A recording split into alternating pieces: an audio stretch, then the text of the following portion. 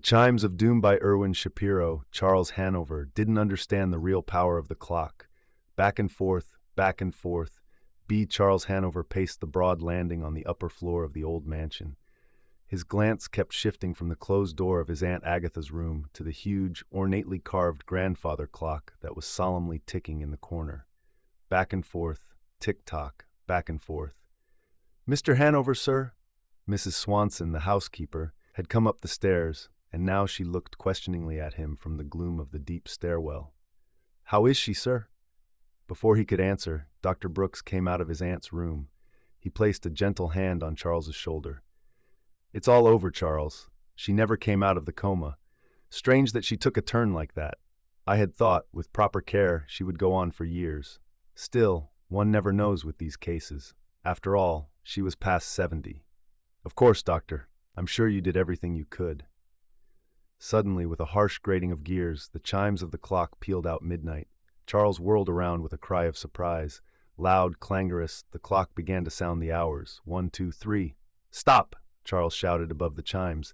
"Stop it, Mrs. Swanson! Have this clock stopped, at once, do you hear?" Breathing deeply, he regained control of himself. "I'm sorry. I'm all on edge." "We understand, my boy," the doctor said. "I'll give you something to settle your nerves. Besides, it's only fitting that the clock be stopped. Your Aunt Agatha set such great store by it." After giving orders for the necessary retired to his room. How quiet the house was, as quiet as death. For the first time since he had come here, an orphan boy of 8, the grandfather clock was still. He remembered Aunt Agatha speaking about it. "You're going to live with me now," she had said. "Your parents spoiled you, but they're gone now, both of them.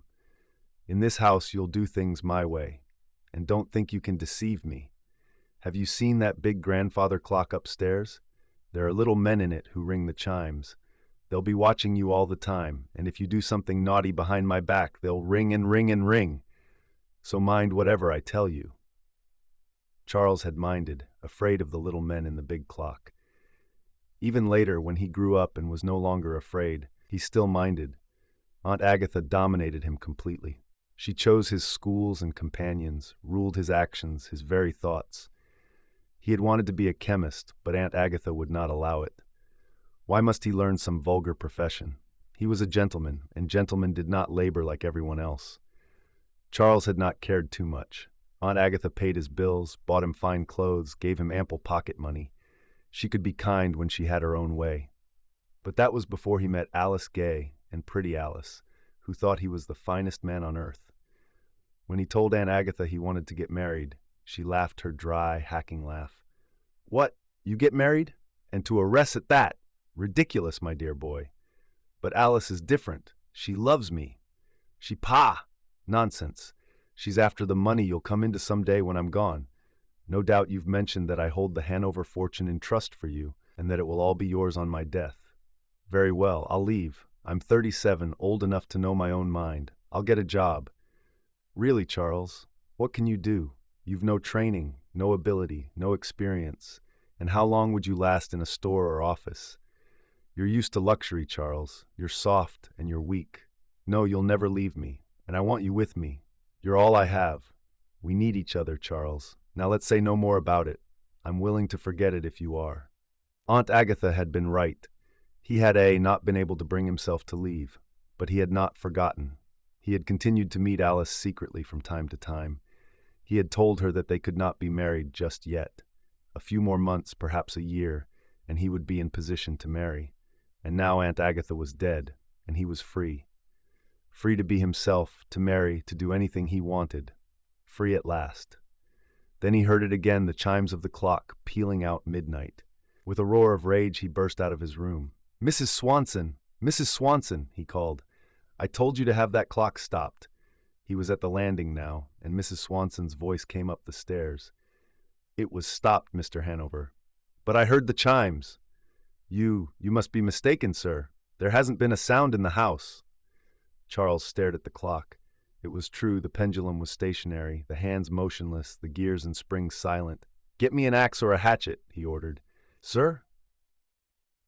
"An axe! We must have one in the basement somewhere. Hurry!" Charles remained there, staring at the clock until Mrs. Swanson handed him an axe. While she watched, horrified, he raised the axe above his head and brought it down on the clock. Methodically, he destroyed the clock, smashing the case and the glass, scattering the gears and springs. He tossed the axe on the pile of wreckage and turned away, trembling, panting heavily. "Have this rubbish taken away, immediately," he said, and returned to his room. Exhausted, he flung himself on his bed and fell into a deep sleep. How long he lay there he did not know, but when he awoke he heard the clock again. The room resounded with the ringing of the chimes. He pressed his hands against his ears, but he could not shut out the terrible sound. He left the room, stumbled through the house, but there was no escape. He shut himself up in the library, tortured by the awful clangor of the chimes. Louder and louder, again and again, the chimes pealed out through the night. It seemed to surround him, to fill the whole world, clanging, vibrating, echoing, peal after peal after peal. It hammered at his brain, crushing his senses. Dawn was breaking when he lurched from the house. He got into his car, drove furiously to the funeral chapel. The chimes kept pace with him, ringing out in a mad torrent of sound. "My aunt, where is she?" he said to the amazed attendant. "Right in here, Mr. Hanover, but—" Charles pushed the man aside. He threw himself on his aunt's coffin, clawing at it, beating on it with his fists. "Aunt Agatha!" he shrieked. "Aunt Agatha, come back! You're the only one who can stop the chimes. Yes, I gave you an overdose of your sedative. I killed you. I had to do it. I had to be free of you. But the little men in the clock, they saw me. They keep ringing the chimes, ringing and ringing and ringing. Can't you hear them? You've got to stop them. Please, please! I'll never leave you, Aunt Agatha, if you'll stop them now."